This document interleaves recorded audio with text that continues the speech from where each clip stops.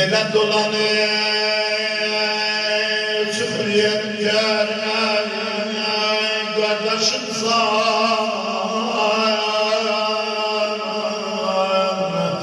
niye bezbazı dindirmirsen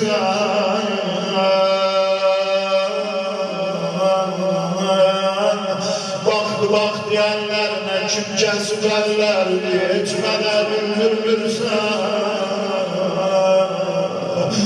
senden yazılmana inşallah niyetle azadin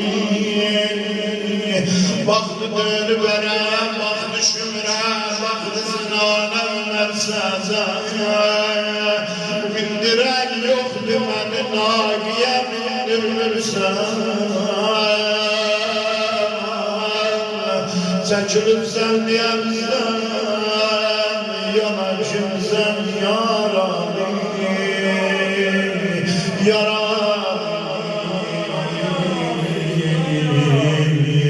sen batımı çare veren derdine kardeşe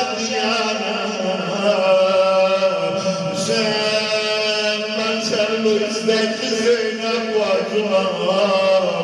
sen bir günde başkalara beni kemalı Allah'ım mehriban kardeş onun derdine derman eyle bizim belada